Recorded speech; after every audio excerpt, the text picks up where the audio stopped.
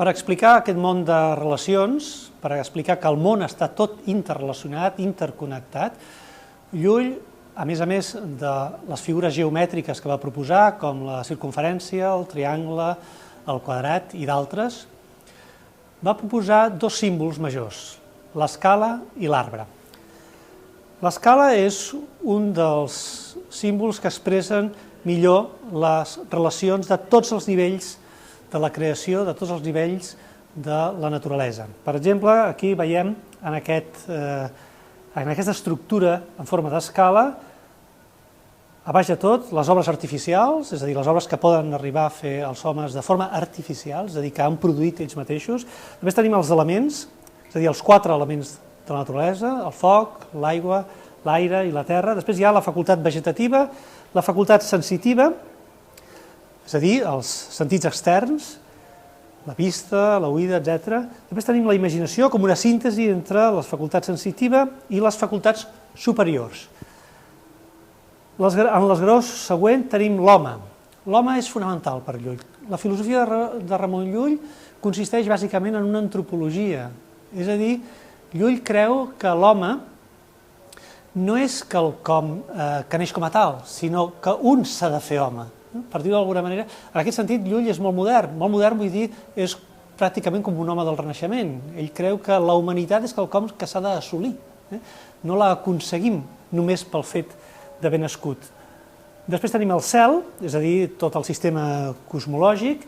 Després els àngels, aquests éssers que, segons un dels filòsofs del segle XX que van seguir algunes de les idees de Ramon Llull, com Francesc Pujols, eren com pedres que s'havien despertat al cel.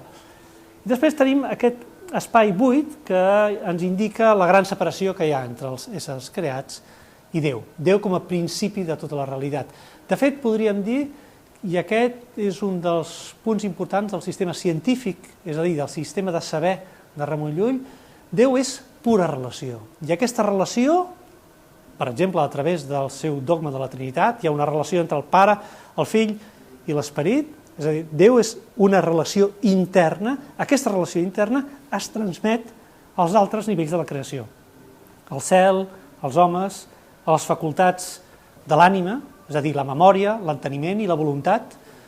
No només hem de recordar, entendre i voler o desitjar, sinó que l'enteniment, la voluntat i la memòria han d'estar interrelacionades.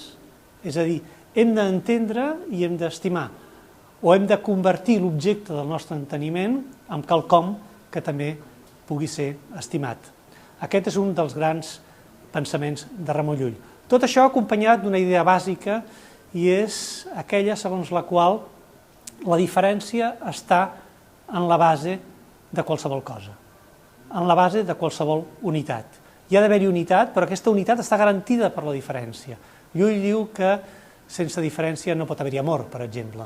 Per tant, no pot haver-hi unió sense aquesta diferència. Ara passarem a veure un dels altres símbols majors de Llull, juntament amb l'escala, que és el símbol de l'arbre i dels arbres, és a dir, dels boscos, que són elements simbòlics o elements al·legòrics del pensament de Ramon Llull expressats a través de la literatura.